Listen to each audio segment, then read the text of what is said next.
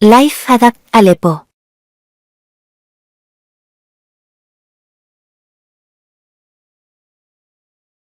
Aitor es investigador de la Universidad de Lleida, ¿vale? Y desde Lleida pues nos aportan un poco el papel de la diversidad, no tanto florística como estructural, en la capacidad de adaptación de los montes. Así que nada, Aitor, cuando gustes. Gracias, Keiko. A ver, comparto. Creo que deberíais ver ahora la Perfecto, Aitor, está bien. pantalla, ¿sí? Vale, pues muchas gracias y buenos días a todos. Gracias por estar conectados a este webinario, nuestras jornadas. Yo, como bien has dicho, lo que os quería contar hoy es un poco las acciones que estamos llevando a cabo dentro del proyecto LIFE, encaminadas a esta diversificación tanto en estructura como en composición de los pinares de Carrasco, y un poco explicaros el porqué, ¿no? Dentro de este abanico de acciones de gestión para adaptación, hemos considerado importante implementar estas acciones de diversificación. Todo esto viene de un contexto en el que sabemos que la cubierta forestal en España está aumentando o ha aumentado considerablemente durante el siglo XX.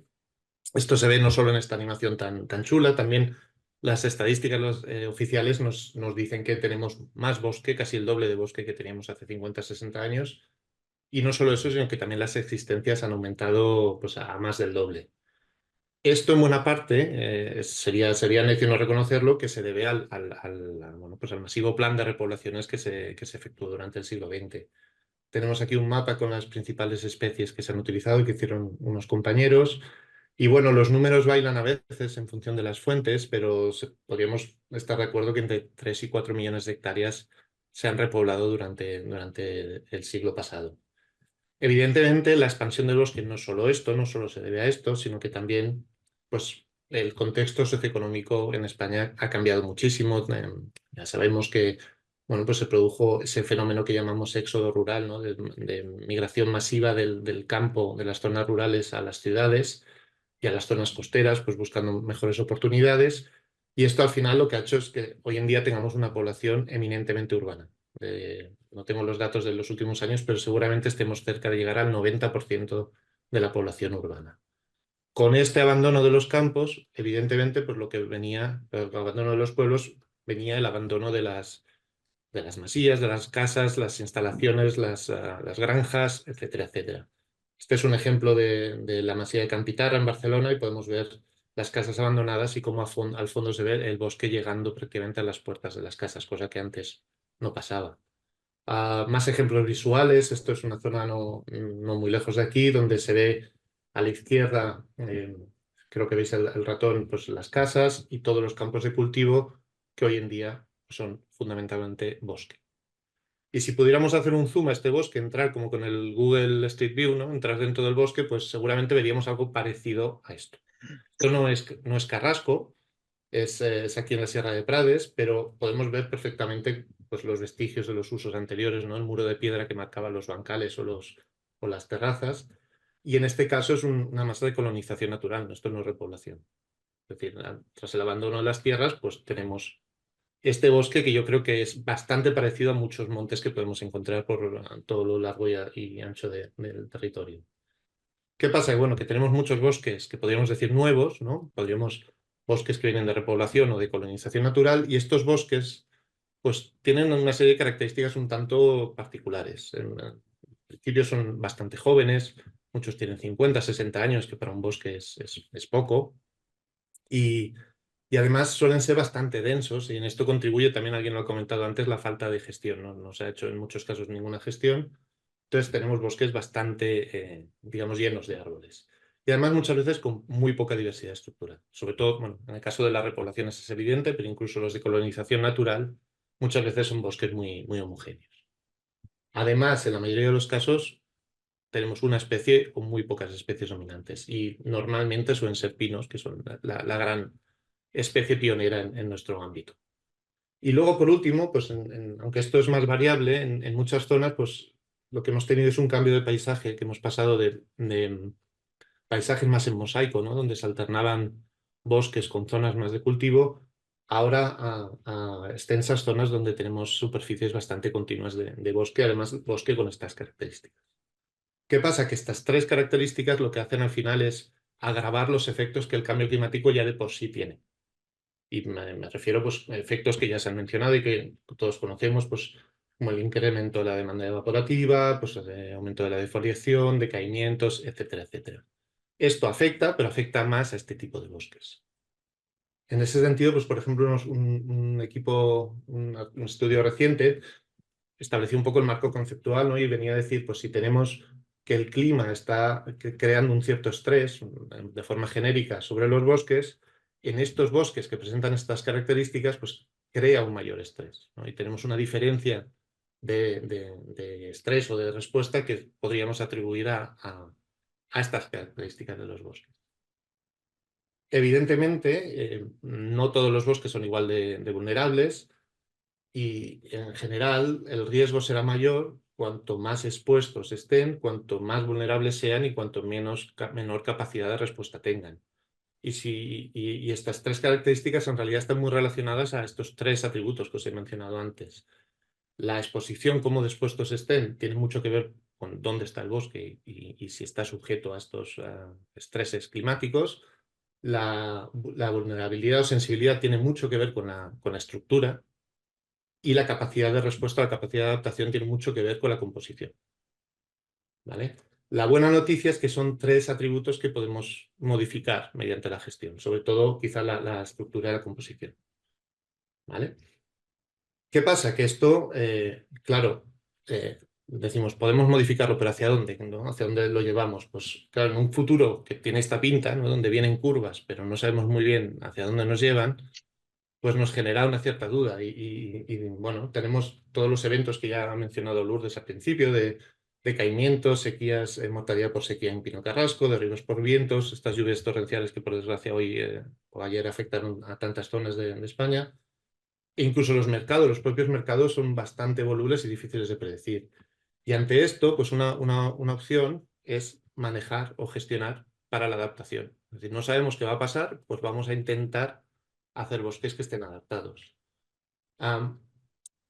Claro, dentro de este abanico de opciones, que sería todo lo que hemos estado trabajando en el proyecto LIFE, es cierto que bueno, pues una de las opciones es esta diversificación para intentar que los bosques estén más adaptados.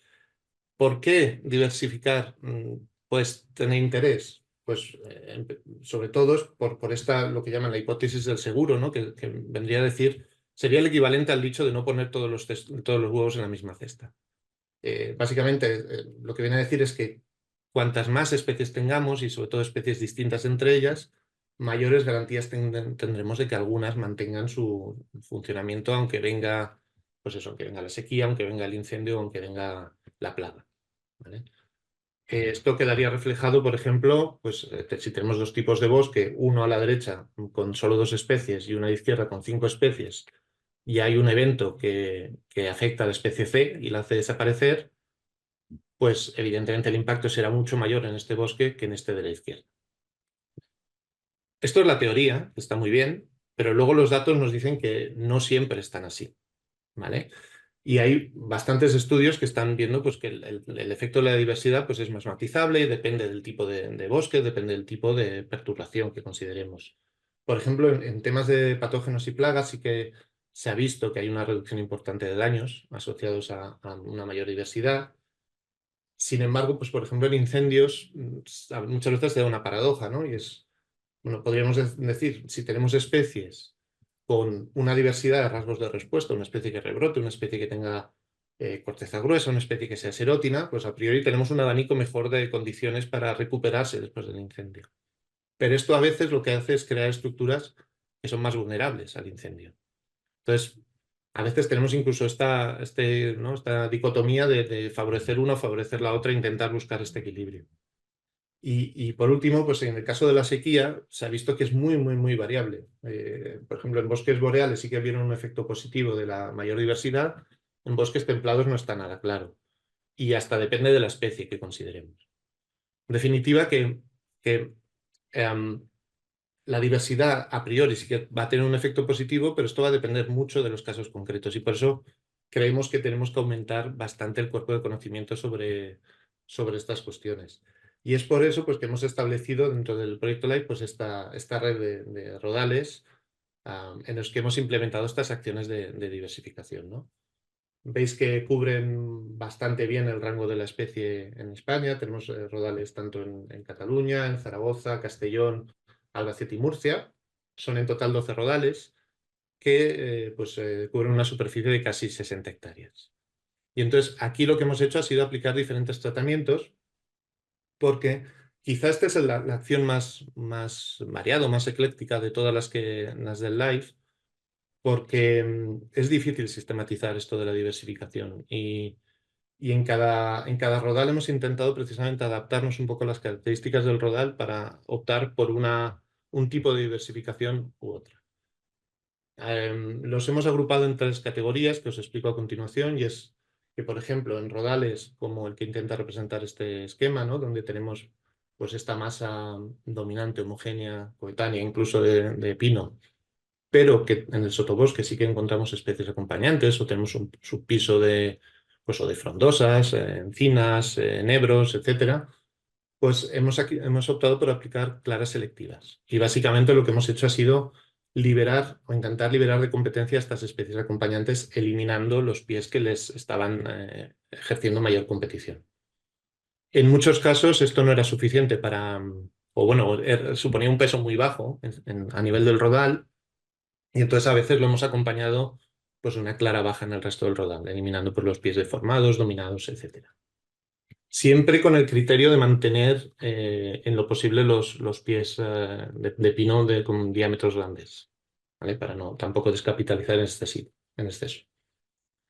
¿Qué esperamos obtener con esto? Pues evidentemente una estimulación del crecimiento y mejora de la vitalidad, no solo de las especies acompañantes, sino también de los propios pinos, y pues una mejora, un mayor desarrollo también de especies del estrato herbáceo y arbustivo. Como ejemplo, las fotos la verdad no son muy buenas, pero espero que se pueda ver. Este es un ejemplo del rodal de Campons en Barcelona, donde hemos aplicado estos tratamientos. ¿Veis? Esta es una foto antes del tratamiento donde se ve esta encina que no se ve, pero a la derecha tenía más pinos que le estaban haciendo sombra. Y lo que se ha hecho ha sido una puesta en luz bastante fuerte, en este caso, de estas especies acompañantes. Después, un segundo grupo de tratamientos.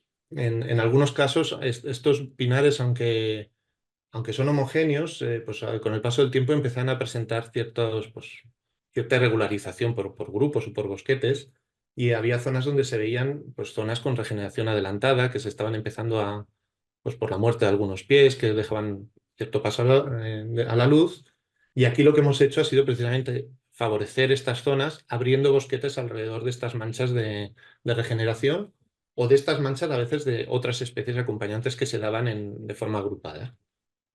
En función del objetivo, los bosquetes han sido diferentes. Cuando queríamos, sobre todo, fomentar la regeneración, han sido más grandes, de entre 20 y 25 de radio, y dejando, eso sí, siempre algunos árboles madre para asegurar, para afianzar esta regeneración.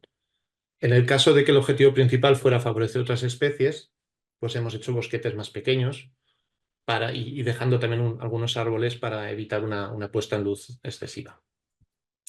Y luego, bueno, esto sería un ejemplo, perdón, del rodal de Ricote en Murcia, donde se ve una imagen antes del tratamiento y una imagen bastante borrosa, pido perdón por ello, pero después del tratamiento, donde se ve estos bosquetes que se han abierto. Y el último tipo de tratamiento, que es más particular, esto solo se ha hecho en un rodal, es la entresaca regularizada. Y es una masa bastante particular que, bueno, los compañeros del Gobierno de Aragón quizá luego pueden dar más detalles si a alguien le interesa. Es una masa que ya tendía de manera natural a la irregularidad, y lo que hemos hecho ha sido aplicar entresacas para mantener esta irregularidad a la vez que fomentábamos la entrada de otras especies o el vigor de otras especies. ¿Vale? Esta es una foto también no muy buena y el rodal es el de Villanueva de Huerva en Zaragoza. ¿De acuerdo? A todos estos rodales, evidentemente, les hemos hecho un seguimiento, estableciendo parcelas de distinto tamaño en función de las características, con unas zonas también siempre de control para evaluar la efectividad de los tratamientos. y pues analizando pues no solo el estrato arbóreo, también la regeneración, el estrato herbáceo y arbustivo con transectos, subparcelas, etcétera, etcétera. Y también hemos evaluado cómo estamos diversificando el medio, ¿vale? En las parcelas hemos tomado 9 fotos hemisféricas en diferentes posiciones que estamos ahora mismo analizando, y también se ha hecho estudios sobre descomposición de materia orgánica con el experimento curioso que consiste en enterrar bolsas de té de 2 tipos y, bueno, ver cómo se van descomponiendo. Estamos ahora mismo en fase de acabar de obtener los últimos resultados. No voy a poder presentar resultados nada todavía, eh, pero sí que podemos decir que, claro, que uno de los problemas que tenemos de este tipo de tratamientos es que estos efectos sobre los pies que hemos liberado pues no se ven a corto plazo, se van a ver a medio plazo. De hecho, a veces nos hemos encontrado con la paradoja de que, analizando distribuciones diamétricas o analizando un poco el estado del bosque antes y después, la conclusión sería que el tratamiento homogeniza. Si tenemos un rodal como el que se ve aquí a la derecha, con presencia de varias especies y pinos de distintos tamaños, y liberamos estas especies acompañantes, a veces el resultado a corto plazo te dice que es más homogéneo, pero sabemos que a medio plazo esta diversidad se va a aumentar. También, siguientes pasos, este año vamos a hacer una campaña también de análisis dendrocronológico para evaluar precisamente estas especies que queríamos favorecer, si realmente se ven favorecidas. Y lo que nos estamos planteando pues, es también el utilizar pues, indicadores que nos permitan a corto plazo caracterizar la variabilidad de ambientes que estamos creando, ¿no? También algún índice que nos, bueno, pues que, como el índice de persistencia, que nos pueda pues de alguna manera indicar hasta qué punto esta mayor o este favorecimiento de especies acompañantes puede ser beneficioso en caso de que se produzca una perturbación. Y luego, por último, pues también, como comentaba Laura, la idea también es utilizar, una vez que tenemos el estado de la parcela control y el estado de la parcela tratada, pues utilizar seguramente simuladores para evaluar ahora cómo esperamos que el bosque se comporte en los próximos 10-20 años. Y nada, pues esto es lo que os quería comentar sobre las acciones de diversificación, y muchas gracias a todos.